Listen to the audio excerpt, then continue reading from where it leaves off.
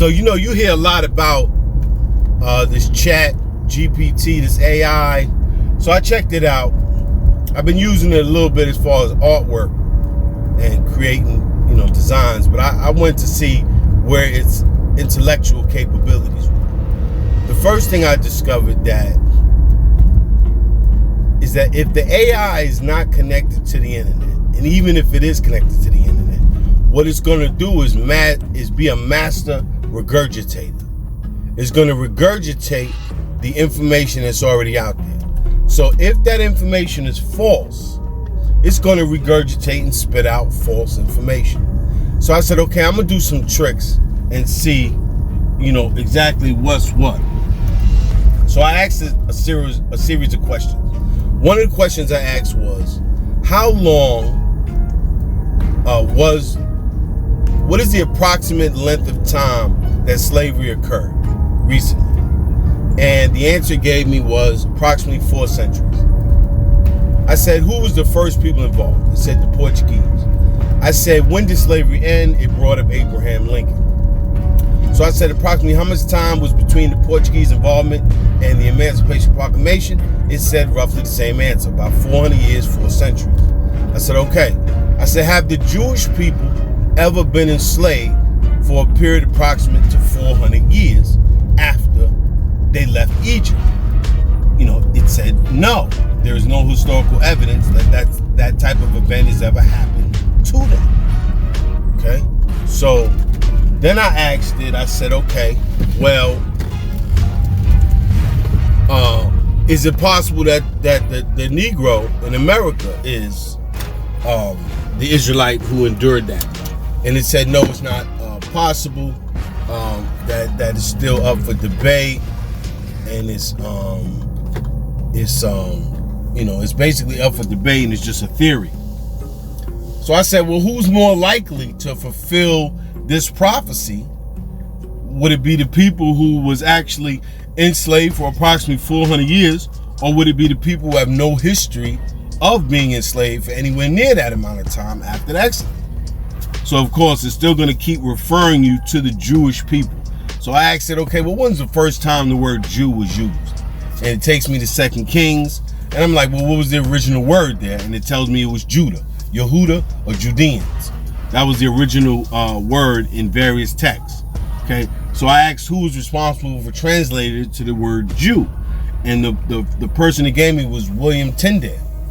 So William Tyndale had the word Jew inserted in it, and then somebody else, Wycliffe, I believe, they also had the word inserted into the Bible. And some people disagreed with it and kept Judean as the word in there, or Yehuda, and some people went with them and followed what they did and started using this new word Jew, a word which previously wasn't used. So they use this new word. They tell you this word is like a nickname for Judah, and then from then on they run with that word.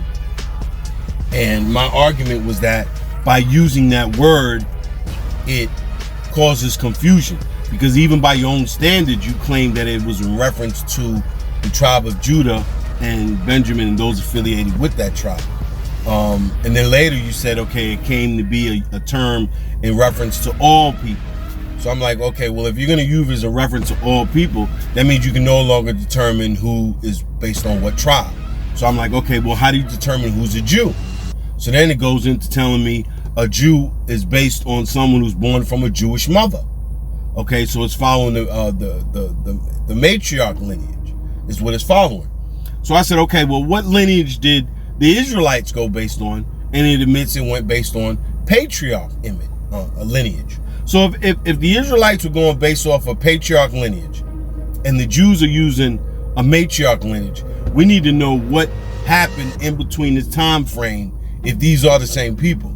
And the answer it gave, if you're looking at the video, was it gave Talmud. Once the Talmud became an authoritative book, then it changed the definition of how you identify a Jew. So in one point, the only way you can be an Israelite is if your father and mother were Israelites and you were born in the Israelite community. And the other way is if you convert to Judaism, you can become a Jew. So that means anybody can convert to Judaism and become a Jew, but you can't convert to become an Israelite. So even though these are supposed to be the same people, they have different rules for being able to be part of that body. One part anybody can join in, and the other part you have to be born into it, whether you like it or not. So you can be a Buddhist Israelite, a Muslim Israelite, a Christian Israelite, but you can't be a Jewish Buddhist or a Jewish Muslim. It's, that's even more confusion. So the point is that AI just regurgitates information.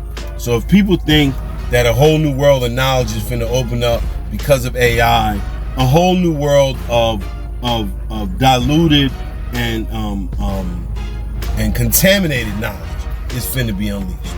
If you want that pure knowledge and that pure wisdom, the only place you can go to is the scripture, and you got to keep the scripture as your foundation. Otherwise, you'll be taken and led away captive into all types of fables and nonsense. All right, shalom. Subscribe at StayWokeBooks.com.